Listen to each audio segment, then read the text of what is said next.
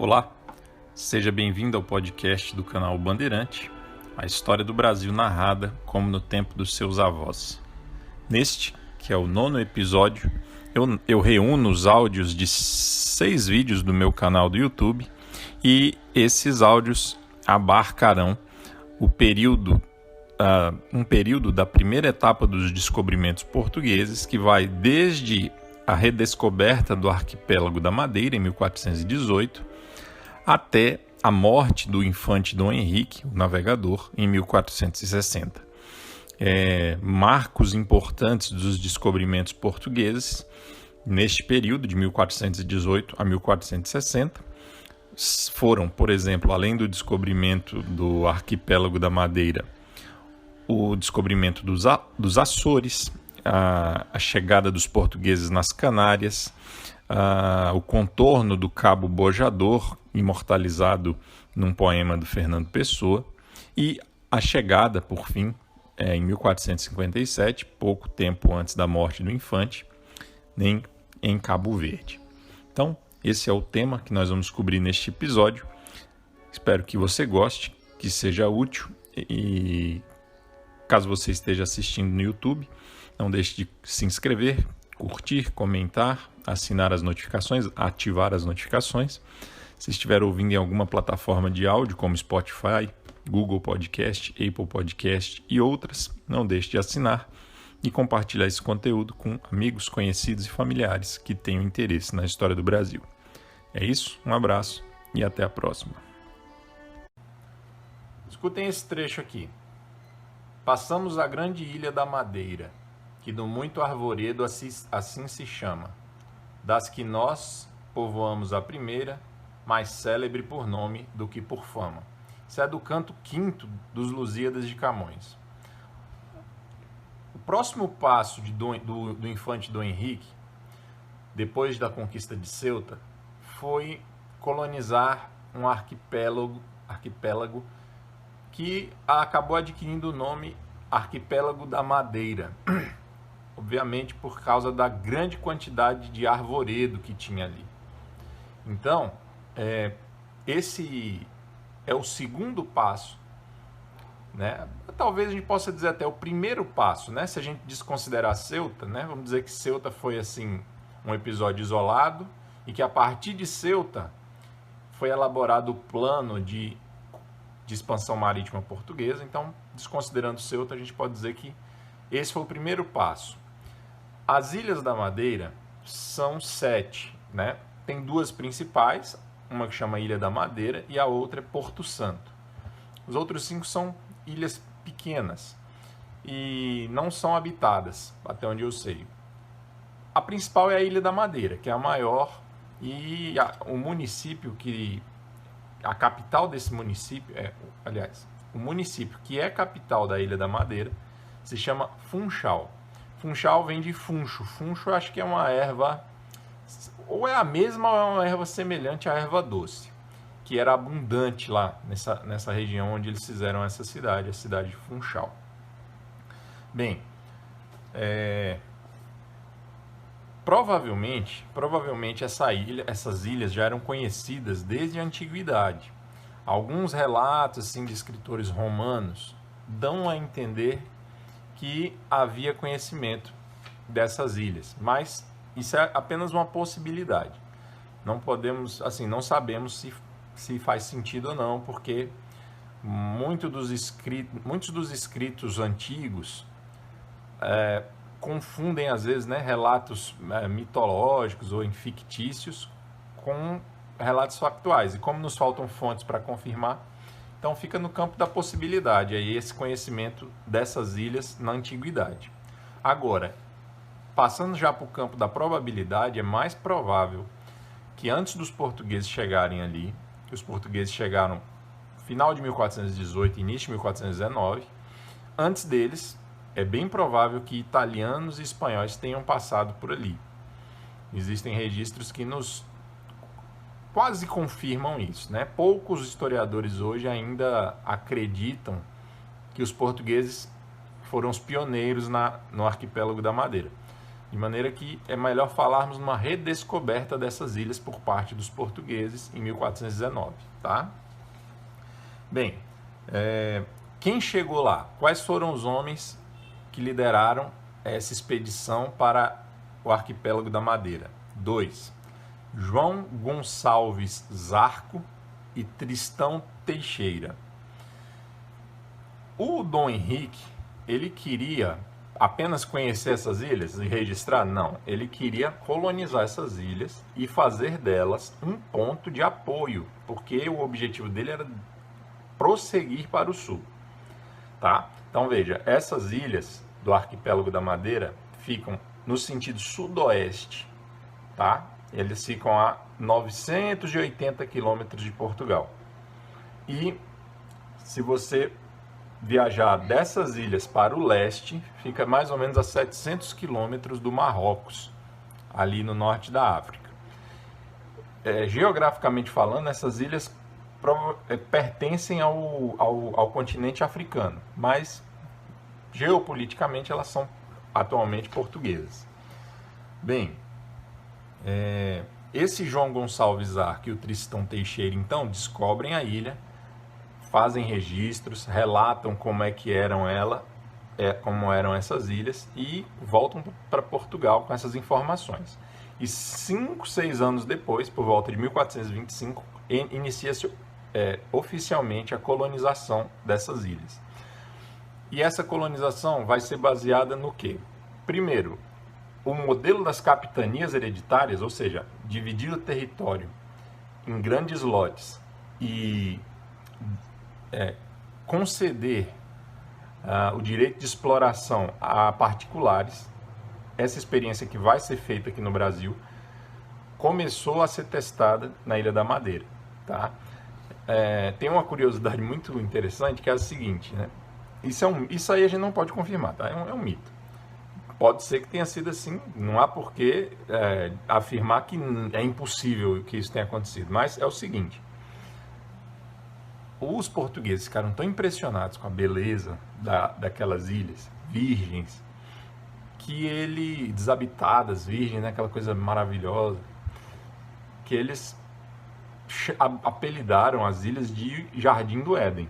E dizem que o primeiro menino e a primeira menina que nasceram lá, que eram filhos de um homem chamado Gonçalo Aires Pereira, foram batizados com os nomes de Adão e Eva. A gente não sabe se é verdade, mas por que duvidar? O que mais que eu posso dizer então? O que eles produziam ali? Bem, uma das atividades econômicas era a extração de madeira, claro. Colocaram lá também a criação de gado. Inicialmente eles plantaram trigo, mas a produção do trigo não prosperou muito. E o que vai realmente firmar-se ali é a produção de cana-de-açúcar, tá certo? Inclusive, por algum motivo, enquanto foi produzido açúcar nas Ilhas da Madeira, esse açúcar ele era de melhor qualidade do que o açúcar brasileiro, tá? No futuro, por uma série de motivos, havia um processo de desertificação por interferência humana. Também parece que eles levaram para lá coelhos e os coelhos se proliferaram, viraram a praga. A ilha, por muito tempo, ficou impossibilitada de ser produtiva. Então, muitos daqueles colonos pegaram toda a sua experiência e foram para o Brasil depois da descoberta do Brasil. Vieram para o Brasil, né? Beleza, pessoal? Acho que é isso.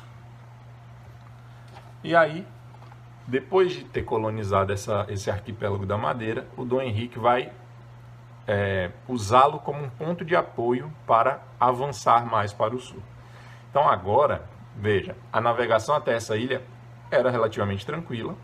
Chegando nessa ilha, havia condições de parar, fazer reparos nos navios, abastecer de água, de alimento, descansar, se preparar para dali avançar mais para o sul.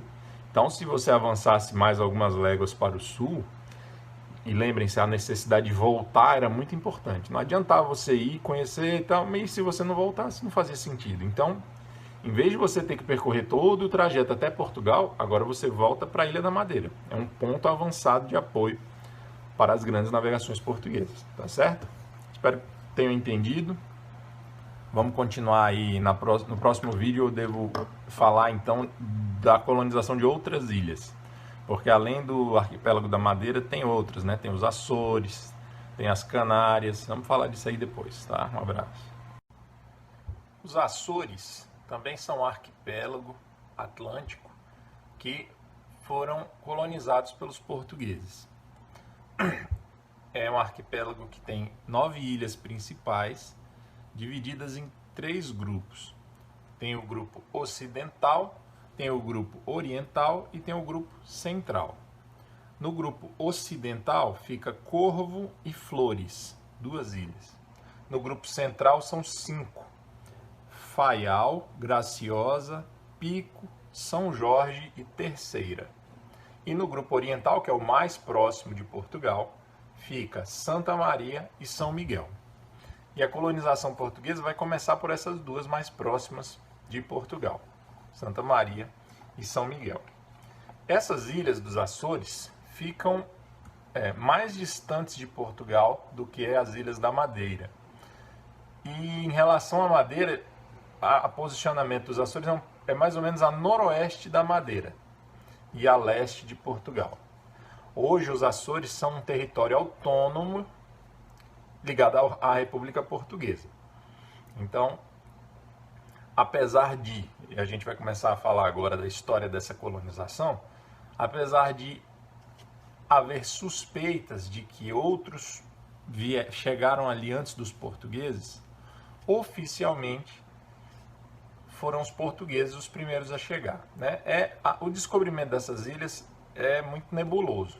A gente não sabe exatamente quem chegou primeiro, então, mas para fins práticos, o que importa mais é quem ficou, quem chegou, se estabeleceu e colonizou. E quem fez isso foi Portugal. Esse dado também é incerto, mas é provável que em 1427, portanto, 2 anos depois dos portugueses começarem a colonização do arquipélago da Madeira, então em 1427, um piloto do rei de Portugal chamado Diogo Silves, é provável que ele tenha chegado nos Açores. Mais certo, assim, a informação mais segura é a de que em 1431 um navegador a serviço de Dom Henrique, chamado Gonçalo Velho, tenha chegado em Portugal. Então, para bater o martelo e dizer com certeza, essa é a data, 1431, tá? Apesar da data de 1427 também ser muito defendida por alguns historiadores. Mas, 70 anos antes, Dom Afonso IV tinha patrocinado, promovido uma expedição às Canárias, que é um outro conjunto de ilhas. E é provável, há alguns registros de navegação dos genoveses, dos venezianos, que indicam que em 1340, mais ou menos por volta, entre 1340 e 45, essa expedição do Dom Afonso IV já tenha chegado nos Açores, tá? O que nos dá aí, tira qualquer dúvida do pioneirismo de Portugal ali, nesse período aí do fim da Idade Média e início da Idade Moderna. Se antigos estiveram lá, a gente não sabe, há algumas especulações. Muito bem. Em 1431, então, é a data mais segura. Os portugueses, através do Gonçalo Velho, descobrem o arquipélago dos Açores e no ano seguinte já começam a colonização. Ali também vai se adotar o regime das capitanias. Eu acho que eu falei isso no vídeo passado. O regime das capitanias hereditárias implementado no Brasil não foi uma inovação, foi uma adaptação do que já se fazia nessas ilhas do Atlântico, que era um recurso muito bom, muito eficiente para um país com pouca gente e poucos recursos. Então Portugal entregava para a iniciativa privada. A capitania hereditária nada mais é do que isso, entregar um território para a iniciativa privada. A iniciativa privada explora o território e paga impostos ao Reino de Portugal. Provavelmente, boa parte dos colonizadores dali foram cristãos novos, ou seja, aqueles judeus perseguidos que iriam fugir da perseguição e que aparentemente, só de aparência, se convertiam ao cristianismo, os cristãos novos. Então, as ordenações afonsinas previam alguns mecanismos para promover a migração desses judeus ou de pessoas que tivessem interesse para essas ilhas. Para essas ilhas não, para os territórios de Portugal. Por quê? Porque Portugal precisava de gente. Portugal sempre teve esse problema, né, de povoamento. Além de ser pequeno, estava sempre envolvido em guerras, então sempre havia essa necessidade de povoar o seu território, ainda mais os territórios novos que iam sendo descobertos. Um detalhe interessante é o seguinte: pouco tempo depois do povoamento, essas ilhas dos Açores, todas elas, as 9 principais, elas sempre foram muito bem armadas e protegidas. Fortalezas, fortes, castelos, mais de 100 desses já existem, pouco tempo depois do início do povoamento e da colonização, já haviam sido construídos ali. Então, provavelmente com o objetivo de fortificá-lo, protegê-lo de ataques e assaltos de outros países que tivessem interesse. Lembrando que essas ilhas ali do Atlântico eram fundamentais para o projeto de longo prazo português de prosseguir para o sul, em direção ao litoral africano. Muito bem, em 1439, então, foi inserida a cultura do carneiro, né, a criação de carneiros na ilha, nas ilhas dos Açores, principalmente Santa Maria e São Miguel. E o que vai firmar mesmo ali, essa é uma ilha que está mais ao norte e que tem um clima bem mais ameno do que o arquipélago da Madeira. Então, o arquipélago dos Açores tem um clima mais ameno, o que favoreceu a produção de trigo. Então, já no fim do século XV, pouco tempo antes de descobrirem o Brasil, a produção de trigo dos Açores já era significativa. A quantidade de trigo que se exportava e que se levava para o reino já era muito significativa e importante para Portugal. Beleza? Muito bem, então aí mais uma etapa dos descobrimentos portugueses, os Açores foram conquistados. No próximo vídeo eu devo falar sobre as Canárias. As Canárias vai haver uma disputa com Castela, enfim, no próximo vídeo ou daqui a 2 vídeos eu vou falar sobre ela, tá bom? Um abraço para vocês. Um pouco ao sul do arquipélago da Madeira e mais próximo do litoral africano fica o arquipélago das Canárias. Esse arquipélago tem 8 ilhas principais, divididos em 2 grupos, que na verdade são 2 províncias do Reino da Espanha. Então, as Canárias pertencem à Espanha e não a Portugal. E por que a gente vai falar delas então? Foram os portugueses que descobriram e colonizaram as Canárias? Bem, quanto ao descobrimento, houve uma disputa, porque as Canárias, diferente dos Açores e da Madeira, são habitadas há muito tempo. Então, assim, quando chegou a época dos descobrimentos dos séculos XV e XVI, as Canárias já eram habitadas há séculos. Não dá nem para precisar de onde vieram, assim, quando chegaram pessoas ali, precisamente de onde vieram. Os nativos das Canárias têm uma história já imemorial. Então, qual que é a importância de falar aqui das Canárias nesse nosso interesse pela história de Portugal? Já veremos. O descobrimento foi reivindicado por portugueses e por castelhanos. Na época de Dom Afonso IV, eu já mencionei, houve uma expedição portuguesa às Canárias. Uns 100 anos depois, já na época do Dom João I, houve uma nova expedição. E a questão de quem poderia reivindicar o controle, o domínio sobre as Canárias, essa disputa entre castelhanos e portugueses vai acabar caindo na mão da Santa Sé. O Papa vai ficar com a responsabilidade de decidir isso. E essa decisão vai demorar a sair. Vai haver uma decisão favorável a Castela, mas os portugueses não vão aceitar muito bem. Bem, o que interessa mais é o seguinte: vocês devem se lembrar que Dom Afonso V, no fim do reinado dele, vai tentar conquistar a coroa de Castela para ele. Eu já expliquei isso quando eu fiz um vídeo sobre o Dom Afonso V. E no final das contas não vai dar certo e Castela e Portugal vão estabelecer dois acordos de paz, Alcáçovas e Toledo. Nesse tratado de Alcáçovas, o príncipe infante, o filho do Dom Afonso V, que vai ser o futuro rei de Portugal, Dom João II, vai conseguir colocar dentro do acordo de paz a questão das Canárias. E Portugal abre mão das Canárias sob a condição de que os castelhanos abram mão de terras ao sul, de outras terras que poderiam ser descobertas ao sul das Canárias. O que revela que provavelmente os portugueses já tinham informação sobre esses territórios mais ao sul. E, de fato, além de todo o litoral africano, ainda vai ter o arquipélago ali das ilhas de Cabo Verde. Tá? Bem, a principal ilha do arquipélago das Canárias é Tenerife. O que mais que eu posso falar? Há relatos da presença de cartagineses nas Canárias, tá? Então, coisa assim da antiguidade, né? Só uma observação. Muito bem.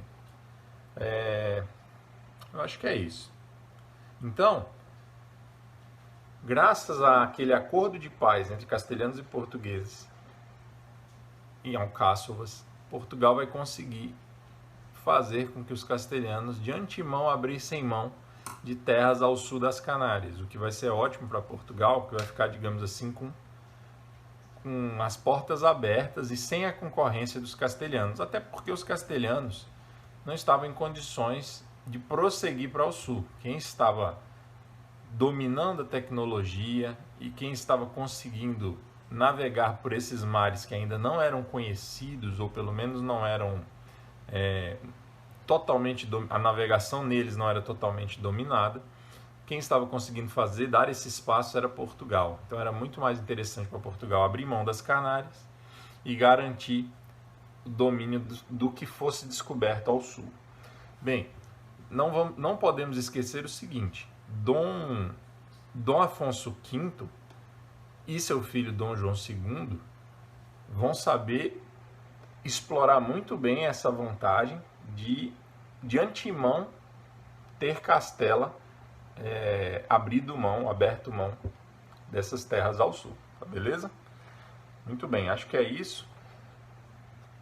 Veja, e uma coisa que pode se perguntar é o seguinte: e não eram necessárias as Canárias para Portugal como ponto de apoio, né, no seu intuito de avançar cada vez mais para o sul? Olha, as Canárias ficam bem próximas do arquipélago da Madeira. E como Portugal já tinha esse ponto avançado no arquipélago da Madeira, talvez não fosse indispensável ter as Canárias para fazer esse ponto de apoio. Agora, não é porque Portugal abriu mão de colonizar e de ser dono das Canárias que ficava totalmente inviabilizada a possibilidade de usar aquelas ilhas como ponto de apoio.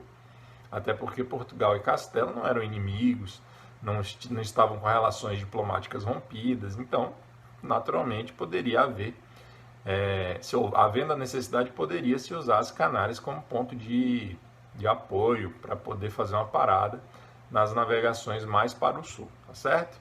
Bem, é isso, mais uma etapazinha aí dos descobrimentos portugueses que a gente cobriu, tá? Um abraço. Eu já mencionei aqui para vocês que Dom Henrique tinha o objetivo de explorar o litoral africano e adentrar através dos grandes rios que desembocavam no Oceano Atlântico no interior da África. Avançar para o interior da África navegando os rios que desembocavam no Oceano Atlântico, que vinham do centro do continente africano para o Oceano Atlântico. Pode ser que eu tenha dito assim, de passagem, assim, mencionado, que o objetivo último de Dom Henrique era atingir as Índias, contornando o sul da África. Bem, se disse ou não, não importa. O que importa dizer é que isso não é ponto pacífico.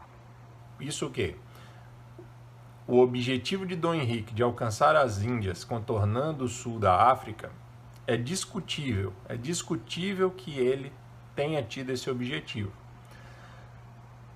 é verdade que depois da segunda metade do século XV, depois da morte do infante, depois de 1460, isso se tornou um objetivo dos portugueses. Isso é indiscutível. Agora, se esse objetivo já existia, já estava na mente de Dom Henrique, nós não podemos afirmar com certeza. O que nós podemos afirmar com certeza é o seguinte: o que impulsionava as navegações portuguesas em direção ao sul, pelo litoral africano, era a busca por riquezas, por negócios, além, obviamente, de dois outros aspectos religiosos, que talvez se fundam num só, né? Estejam fundidos num objetivo só, que era espalhar a fé cristã e combater o infiel. Tá? Então, assim, o mesmo sentido das cruzadas de alguns séculos atrás, né? A Ordem de Cristo, lembrem-se sempre, Dom Henrique era mestre da Ordem de Cristo, e a Ordem de Cristo tinha também esse objetivo, né? Uma ordem militar cristã que tinha o objetivo de vencer o infiel. Então, além desse objetivo religioso, que tem que ser levado em consideração, é muito comum em livros, principalmente livros mais modernos, professores, até historiadores contemporâneos nossos das últimas 2, 3 décadas, tratar isso com desdém, com desprezo, e falar que isso era apenas uma desculpa para justificar objetivos econômicos. Ah, não, essa conversa de fé cristã, combater o infiel, isso aí é só uma desculpinha, né, para poder fazer o que eles realmente queriam, que eram ir lá na África, escravizar os... Então, veja, isso é um anacronismo, é você julgar a mentalidade dos portugueses pela mentalidade atual. Então, é sim fato de que havia essa perspectiva religiosa e havia também a perspectiva comercial. Então, falando dessa perspectiva comercial como mola propulsora das grandes navegações, que riquezas Portugal, que atividades econômicas Portugal pretendia desenvolver e que riquezas ele pretendia encontrar na África, adentrando a África pelo litoral? Bem, a gente pode falar primeiro de ouro e pedras preciosas, que são arquiconhecidas as histórias, tem a famosa história das minas do rei Salomão na África. Então, é arquiconhecido que a África poderia ter grandes riquezas em pedras preciosas. Os portugueses estavam interessados nisso. Outra coisa importante para falar é o seguinte: a escravidão, bem, em primeiro lugar, a escravidão foi uma prática normal e aceita até o século 17, 18, agora da nossa era. Então, dos últimos 300 anos para cá, é que a escravidão se tornou um absurdo, foi condenada, tá? Antes disso, a escravidão sempre foi tratada como uma coisa natural. Essa é a realidade. Tanto em qualquer uma das grandes religiões, não havia essa visão de que a escravidão era algo condenável. A escravidão antiga e até a época da Idade Média, ela era baseada muitas vezes em quê? Em guerras. Então, se você derrotou o seu inimigo que queria te matar, seu inimigo veio te matar, você foi matá-lo, você o venceu, é como se você tivesse direito sobre a vida dele. E então, ao invés de matá-lo, você o escravizava. Se ele não oferecesse resistência, era, digamos assim, uma concordância tácita, de que o inimigo derrotado prefere viver escravo do que morrer. Então, e também tem a questão da escravidão por dívidas, né? Que você deve algo a alguém, não tem condições de pagar, e para esse alguém não ficar no prejuízo, você presta serviço, você se torna um escravo daquele seu credor. Pode ser temporariamente ou pode ser durante toda a sua vida. Mas enfim, o que importa dizer é isso: a escravidão era uma realidade. Então, os portugueses, e é bom que se diga isso gera muita polêmica hoje em dia e tal, mas isso é um fato que pode ser demonstrado facilmente. Os portugueses vão chegar no litoral africano e vão incorporar-se no comércio de escravos que já existia ali. Tá? Então, assim, as pessoas mais ingênuas, né? Principalmente pessoas influenciadas por certas ideologias, pessoal de esquerda, eles querem acreditar numa história totalmente sem nenhuma base fática, que é a seguinte: Os portugueses foram lá, chegou no norte, no litoral africano, estavam lá, os africanos vivendo em paz, em harmonia, livres, caçando animais, vivendo felizes da vida. Os portugueses desceram dos navios e os escravizaram, os prenderam, jogaram nos navios. Não. Os portugueses tinham como objetivo participar do comércio de escravos na África, que já era intenso. Entre eles mesmos, os africanos escravizando outros africanos e vendendo para outros africanos. Tá? Então, os portugueses, em busca de ouro, pedras preciosas, de escravos para fazer mão de obra no reino e de algumas outras coisas, vão para o litoral africano. São duas coisas que impulsionam as navegações portuguesas. Em 1441, uma expedição liderada por Antão Gonçalves vai, pela primeira vez, levar escravos para o reino e levar alguma quantidade de ouro em pó. Pouca, mas vai levar. Então isso aí já é um divisor de águas, né? É um momento em que eles se torna palpável. Essas riquezas se tornam palpáveis para os portugueses. Além disso, em 1400, isso foi em 41, em 47, os portugueses vão começar a comercializar e transportar algo muito precioso, que era monopolizado pelos árabes e era feito o comércio do centro da África para o Egito, que era o comércio do marfim. Então, a partir de 1447, o comércio do marfim também vai ser feito pelos portugueses, transportando essa preciosidade nos seus navios. Em 1456, vai começar o comércio da pimenta malagueta, que vai ser uma excelente substituta da pimenta indiana. Né? A gente sabe da história das especiarias, que as riquezas da Índia eram muito cobiçadas. As principais riquezas da Índia cobiçadas eram as especiarias. E a pimenta malagueta, então, vai ser uma grande substituta aí da pimenta dos indianos, das Índias. Muito bem. Agora, da segunda metade do século XV para frente, a própria forma de fabricar os navios, há alguma mudança aí na fabricação dos navios, né? As caravelas vão ser aperfeiçoadas, indica que os portugueses perceberam, num determinado momento, que podiam ir muito mais longe do que tinham previsto inicialmente, em tese. A gente não sabe se eles previam já, desde a época do Dom Henrique, como eu disse, contornar o sul da África. Mas o fato é que na segunda metade, até pelas transformações náuticas, né, técnicas, nas naus, nas embarcações, a gente pode deduzir que eles ali sim já tinham certeza de que seria possível fazer aquilo, ou pelo menos tentar fazer aquilo, tá bom? Acho que é isso. Então a gente falou aí do tráfico de escravos, da busca por pedras preciosas, do marfim e da pimenta, que foram aí quatro atividades econômicas que motivaram os portugueses a fazer esse comércio aí, pelo menos até quando, antes deles terem a intenção de ir até as Índias, contornando o sul da África. Beleza, pessoal? Um abraço. Ontem eu mencionei para vocês, falando sobre os motivos, o que impulsionou os descobrimentos portugueses. Falei para vocês sobre a expedição do Antão Gonçalves em 1441. Mas antes disso, vamos retroceder um pouco, houve um momento marcante dos descobrimentos, que foi em 1434. Esse foi o ano, em maio de 1434, foi o momento em que os portugueses ultrapassaram o famoso Cabo Bojador, aquele mesmo do poema de Fernando Pessoa. Ó mar salgado, quanto do teu sal são lágrimas de Portugal. Lembram desse poema? Tem no Instagram aqui do Bandeirante, ou underline Bandeirante, tem uma imagenzinha lá com esse poema, se você quiser dar uma olhada. Então lá fala, quem quer passar além do bojador, tem que passar além da dor. De maneira que ultrapassar o bojador foi uma coisa difícil e foi uma coisa compensadora para os portugueses. Antes de chegar no bojador, existe um cabo um pouco mais discreto ao norte do bojador, né? Então o bojador, você desce de Ceuta, que está lá na pontinha da África, você desce, você chega no cabo bojador. Mas antes de chegar no bojador, um pouquinho acima, tem o cabo Joby, J-O-B-Y.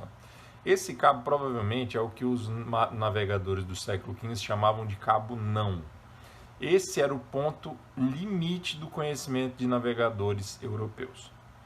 Então, assim, genoveses, catalães, havia toda uma tradição, uma aura de mistério após esse cabo.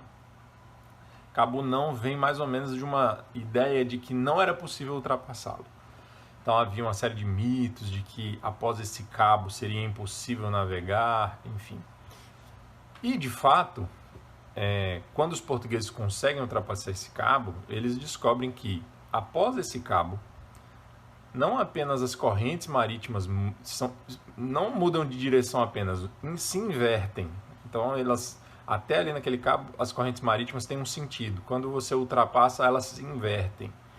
Os ventos alísios também mudam de direção, o que dificultava muito a navegação para eles e o que exigiu o desenvolvimento de novas técnicas e nova tecnologia de navegação. Mas ultrapassado o cabo não, o verdadeiro ponto intransponível é o cabo Bojador. Fica mais ou menos na altura das Canárias, próximo, no litoral africano, né?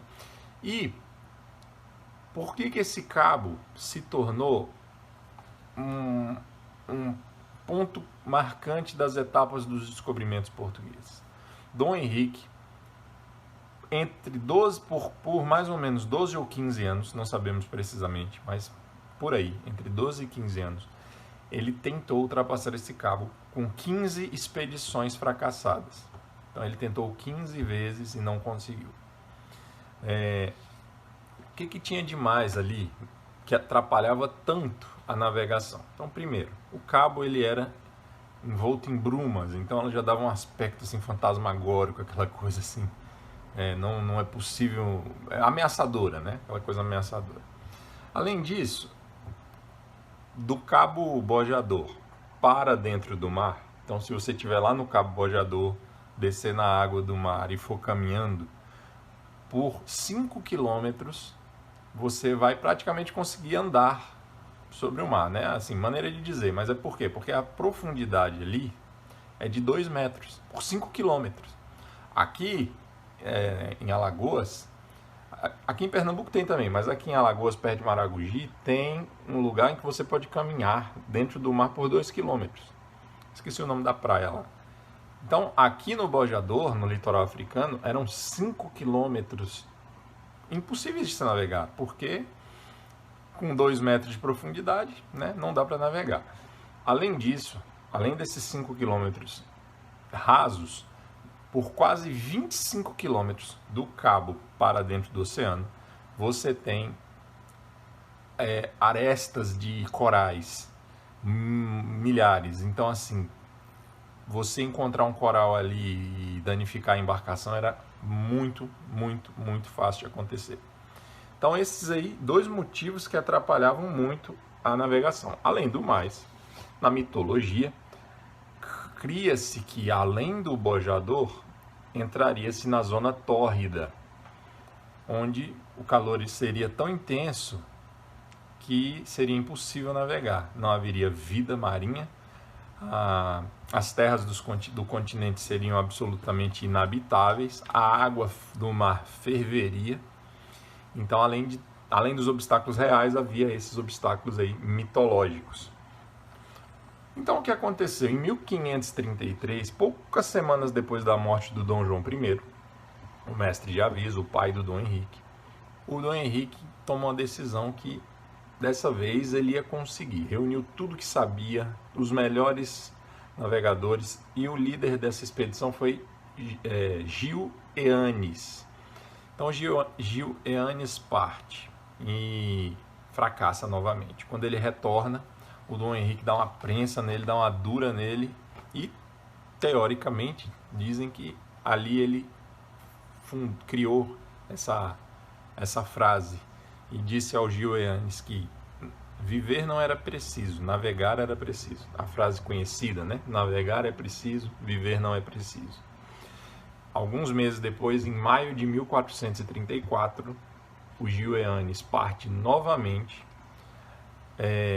com um barco adaptado, com algumas mudanças que eles consideravam que seriam decisivas para conseguir fazer o que ele pretendia. E o que ele pretendia era o seguinte: ele queria fugir dos perigos conhecidos, do mar raso, dos corais, e enfrentar um perigo desconhecido e muito mais ameaçador, que era navegar longe do continente, em mar alto.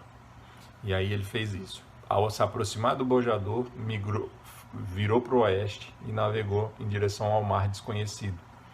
E assim ele fez uma grande volta e quando deu por si, já tinha deixado para trás o Cabo Bojador. E, para surpresa dele, não havia nada de águas ferventes e nem de um calor insuportável. Era, ao contrário, uma baía tranquila, calma, até agradável. Quente, mas agradável. E conseguiu desembarcar ao sul do Cabo Bojador, então, e trouxe para Portugal rosas de Santa Maria, uma erva conhecida por esse nome na Europa, que ele encontrou ali, provando que, muito ao contrário do que se cria, era possível sim viver ao sul do Bojador, no litoral africano. Beleza, pessoal? Então, essa etapa marcante dos descobrimentos, a ultrapassagem do Cabo Bojador, foi feita em 1434 pelo Gil Eanes, um grande navegador português. Um abraço. Eu já disse a vocês que o Dom Henrique morreu em 1460. E no último vídeo a gente falou sobre quando os portugueses, o navegador Gil Eanes, ultrapassou o Cabo Bojador. Então, isso foi em 1434. Então, desse ponto marcante até a morte do Dom Henrique, a gente tem aproximadamente 25 anos. Esses 25 anos foram marcados por avanços progressivos para o sul do litoral africano. Então, praticamente todos os anos, com raras exceções, foram enviadas novas expedições que aos poucos foram mapeando todo o litoral africano. Até onde Dom Henrique vai conseguir chegar antes da sua morte? Mais ou menos até o Cabo Verde. Então, se você olhar o mapa da África, do litoral africano, você vai ver que tem um cabo abaixo do Cabo Bojador, chamado Cabo Verde, e que mais ou menos na altura desse cabo, um pouquinho para o oeste, você vai encontrar um conjunto de ilhas, são as ilhas de Cabo Verde. Então vamos aí ver quais foram as principais etapas que os portugueses avançaram entre o descobrimento ou a ultrapassagem do Cabo Bojador até chegar em Cabo Verde. Então, em 1435, no ano seguinte à passagem do Bojador, o próprio Gil Eanes vai fazer uma nova expedição, vai ser acompanhado por um outro navegador chamado Afonso Baldaia, que era copeiro do rei, do Dom Henrique. Ele tinha ali uma função junto ao Palácio Real, enfim, alguma coisa desse tipo. E eles conseguem avançar mais 50 léguas, entre 250 e 300 quilômetros no litoral africano, o que é significativo. Porém, a única coisa assim que eles vão conseguir de esperançoso, né, de informação que trazia esperança para Dom Henrique, vai ser o fato de que eles vão encontrar rastros de camelos e pegadas humanas na areia. Então aquilo vai ser um sinal de que por ali passavam caravanas de comércio dos africanos. Em 1436, no ano seguinte, o Baldaia volta numa nova expedição e ele vai encontrar um braço de mar que ele vai chamar de Rio de Ouro. Ele vai julgar que aquilo ali já é a desembocadura do Rio Senegal, mas ele estava enganado. O Rio Senegal ainda estava a 800 quilômetros ao sul daquele lugar. Mas não deixou de ser não deixa de ter sido algum avanço aí na empreitada dos portugueses. Em 1441, 5 anos depois, então, a gente já mencionou a expedição do Antão Gonçalves. Ele vai ser acompanhado pelo Nuno Tristão e em 1441 eles conseguem trazer para Portugal 2 nativos e já avançam ainda mais 300 quilômetros para o sul. Então, vocês reparem que aos poucos os portugueses vão palmilhando aí todos esses quilômetros e eles vão atingir um ponto chamado Cabo Branco. Todos esses cabos, se você olhar o mapa, você nem vê. Tá, olho nu assim, olhando o mapa normal, você nem vê esses cabos. Você tem que chegar muito perto, dar uma ampliada no mapa. Apesar de terem sido obstáculos complicados de serem ultrapassados, parecem pouca coisa comparados, por exemplo, com o Cabo das Tormentas, que ele fica lá no sul da África, tá? Mas foram avanços importantes. Então atinge em 1441 Cabo Branco. 3 anos depois, o próprio Gil Eanes vai novamente numa expedição. E essa vai ser a expedição economicamente mais marcante até aqui. Ele vai conseguir negociar e trazer para Portugal 200 escravos africanos. Esses 200 escravos africanos, só para vocês terem uma ideia, vão representar assim muita esperança de lucro para os portugueses.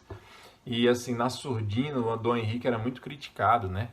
As pessoas falavam, esse príncipe maluco fica aí investindo dinheiro nessas expedições que não trazem nada de bom, né? Então, assim, até então, 20 anos de explorações e que não tinham trazido nada significativo do ponto de vista econômico. Então, essa carga de 200 nativos que vieram nessa expedição de 1444 são símbolo de que, pronto, agora vai começar a haver algum retorno. Eu queria fazer uma citação para vocês, mas eu não sei se eu vou encontrar, sobre o que disse o Zurara. Lembram dele? Aquele escrivão do reino que substituiu o Fernão Lopes. Deixa eu ver se eu encontro aqui. Vejam o que ele disse sobre essa carga de nativos que foi trazida para Portugal. Então, primeiro ele diz assim, esse aqui é um livro, até recomendo, é bem interessante, Os Descobridores, Daniel Bostan. E aqui ele cita o que o Zurara disse sobre essa carga de escravos. Então, ele diz assim, o relato de Zurara, testemunha ocular deste primeiro episódio europeu do comércio escravista africano, foi um doloroso vislumbre das misérias que se seguiram. E aí diz o Zurara, entre aspas, mães apertavam os outros filhos nos braços e lançavam-se com eles de bruços, recebendo feridas com pouca piedade de suas carnes, por lhes não serem tirados. Mas o relato do Zurara prossegue e depois ele vai dizer o seguinte, vejam, mas Zurara insistiu no seu relato que, abre aspas, foram tratados com bondade e nenhuma diferença se fez entre eles e os servos nascidos livres de Portugal. Foram-lhes ensinados ofícios, acrescenta isso, foram convertidos ao cristianismo e, com o tempo, casaram com portugueses. Então, assim, é arquisabido que os portugueses, desde muito tempo, até pela própria formação histórica deles e o contato com vários povos, eles não existia um grande preconceito entre raças. Os portugueses se miscigenaram muito. E aí esse relato do Zurara, que não há por que duvidar dele, falando de que, apesar de um choque inicial, com o tempo, houve uma integração desses nativos africanos na sociedade lusa. Obviamente pode-se discutir isso, aqui é apenas uma maneira de ver. Bem, o que mais? Em 1445, um novo navegador, Diniz Dias,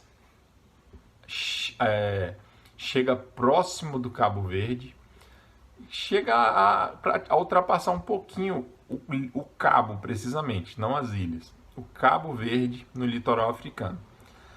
Essa região dá início a uma nova paisagem no litoral africano. Até ali, eles tinham, desde o Cabo Não, até ali mais ou menos pouco antes do Cabo Verde, eles vão ter uma região tórrida, árida, sem, assim, sem presença humana praticamente. Mas a partir do Cabo Verde a esperança redobra, aumenta. Por quê? Porque é o início de uma área mais bela, mais agradável, com mais movimento de pessoas e com mais possibilidades de comércio. Tanto é que a partir deste ano, 1445, o comércio dos portugueses com os africanos vai ser da ordem de 25 caravelas anuais carregadas. Então os portugueses levavam 25 caravelas por ano carregadas de mercadorias e faziam negócios com os africanos ali. Retornavam com as caravelas cheias de mercadorias também. Muitas vezes, boa parte dessa mercadoria era de escravos que eles adquiriam aos africanos, junto aos africanos. Aí vamos dar um salto, vamos para 1457, 12 anos depois. Aí aparece um navegador veneziano que estava trabalhando para o Dom Henrique, a serviço do Dom Henrique, chamado Cadamosto. O Cadamosto, ele vai encontrar e explorar as ilhas do litoral próximo ao Cabo Verde, as ilhas de Cabo Verde. E ele também vai finalmente atingir o rio Senegal e o rio Zâmbia. Esses dois rios que eram assim um objetivo muito almejado por Dom Henrique, já que desde a época da conquista de Ceuta ele tinha notícia de que ali era uma região de muitas riquezas. O Cadamosto vai conseguir avançar mais ou menos 100 quilômetros para dentro do território africano, navegando o rio Senegal. Isso em 1457. E por fim, em 1460, a morte de Dom Henrique, que provavelmente morreu muito satisfeito, porque se a primeira metade de todo o período de exploração, vamos dizer que entre 1415 e 60, né, são 45 anos. Nesses 45 anos, a gente pode dizer que metade desse tempo foi de muita dureza, muita dificuldade, avanços cada vez mais muito complicados. E a segunda metade desse período aí, mais ou menos desde quando ele ultrapassa o Bojador até o fim de sua vida, vai ser de progressos maiores e conquistas econômicas para Portugal. Tá? Então, assim, podemos dividir em duas partes. A primeira metade da vida dele, mais trabalhosa, a primeira metade, né, dessas expedições mais trabalhosas, a segunda metade já mais frutuosas, com mais resultado, tá certo? E aí, a gente cobriu aí esse período da história de Portugal. Obviamente não acabou ainda o período dos descobrimentos, das grandes navegações portuguesas. A principal etapa ainda está por vir. Mas a primeira etapa, que foi marcada pela figura do Dom Henrique, a gente encerra aqui agora. E depois agora nos próximos vídeos, a gente parte para ver como é que ficaram os descobrimentos após a morte do Dom Henrique. Beleza? Um abraço.